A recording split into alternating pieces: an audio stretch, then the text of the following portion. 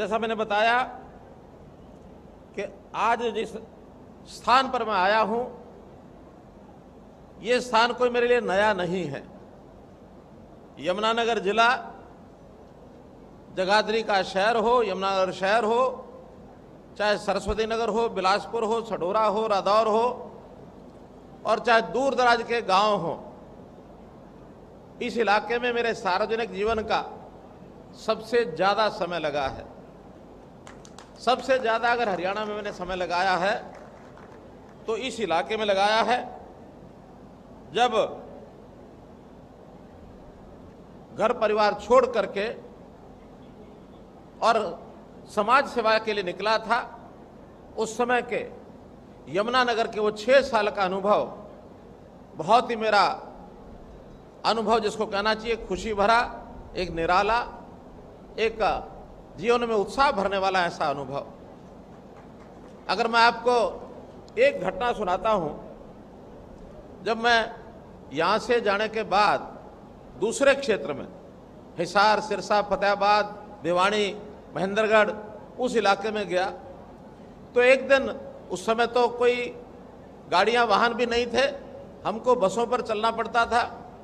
बस निकल गई देर से और कोई बस थी नहीं। एक ट्रक वाले को हाथ दिया, मैंने कहा भी मुझे लेके चल, रोहतक तक लेके चल, महेंद्रगढ़ से चलना था।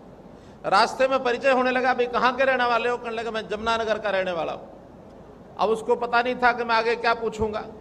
मैंने कहा अच्छा जमुनानगर में कौन से मोहल्ले के हो? क्योंकि यहाँ तो मोहल्ला मोहल्ला जानता हूँ मैं। कह रही जी जमुनानगर तो नहीं, थोड़ा सा आगे। मैंने कहा थोड़ा आगे कहाँ? जगाधरी। कह रही जी छछरौली ओड़ी। फिर भी उसने ये नहीं कहा छछरौली, छछरौली ओड़ी। मैं समझ गया कि छछरौली की तरफ। मैंने कहा भी छछरौली की तरफ तो आगे खिजराबाद उस समय ज़्यादा नाम प्रसिद्ध था, अब तो प्रतापनगर हो गया, या कोट की साइड में। कहने लगे जी आप कोट जानते हो? मैंने कहा हाँ, मैं लेदा, लेदी, कोट, कोट बसावा सिंह, कोट सरकारी, ये सब जानता हूँ। कहने लगे कोट से भी थोड़ा सा आगे। मैंने कहा भी आगे तो नगला नगली है। कि जी और थोड़ा सा आगे। मैंने कहा आगे तो वो गांव एक था, उसका नाम मुझे याद था, आगे तो छोटा सा एक गांव है मद्दीपुर, बिल्कुल हिमाचल के बाउंड्री पर है, पहाड़ के अंदर है, सड़क नहीं जाती। मैंने कहा तो मद्दीपुर है? कहने लगा हाँ मैं मद्दीपुर का रहने वाला हूं।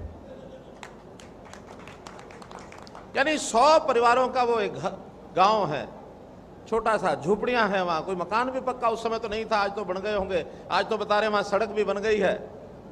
लेकिन वो बड़ा हैरान हुआ कि यहाँ महेंद्रगढ़ में और मेरा मद्दीपुर का नाम ये जानता है व्यक्ति कौन है।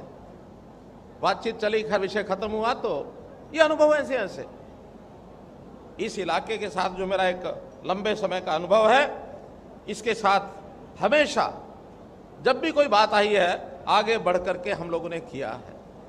यहाँ पर लगातार मेरा दौरा हुआ है, जब भी जो बातें यहाँ के लोगों ने बताई वो सारी पूरी की गई। और आज भी सब हमारे वक्ताओं ने, हो सकता मेरे से पहले वाले वक्ताओं ने भी वो बातें की होंगी, लेकिन हमारे विधायक हैं, मंत्री हैं, सांसद हैं, इन्होंने तो सब कहा ही है कि ये सारे काम करने हैं। मित्रों कोई कमी नहीं छोड़ी जाएगी, लेकिन मैं अभी नहीं बताऊंगा, वो बातें अंत में बताऊंगा, नहीं तो फिर आप सुन करके कहेंगे हमारा काम तो पूरा हो गया इसलिए चलो। इसलिए पहले तो मैं इस सारे इलाके के बारे में ये भी जानता हूं कि एक धार्मिक और सांस्कृतिक इलाका है।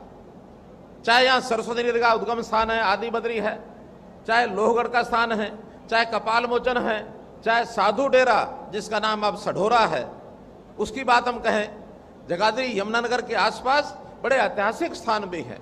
तो उन सब स्थानों के बारे में हम सब लोगों को जानकारी है, लेकिन उसका महत्व आज जो देश और दुनिया के लोग जानते हैं, उसका महत्व शायद हमारे लिए उतना बड़ा महत्व उसका नहीं होता है। तो इसलिए उन स्थानों के महत्व को समझते हुए हमने उनका भी विकास करना है। लोहगढ़ का किला, बंदा वीर बैरागी 7 साल तक उनका वो किला रहा। उन्होंने यहाँ देश विरोधी ताकतें जो थी उनका मुकाबला किया। तो इस प्रकार से इन सारे स्थानों के ऊपर यहाँ आना जाना हमारा सबका है। ये एक औद्योगिक नगरी भी है।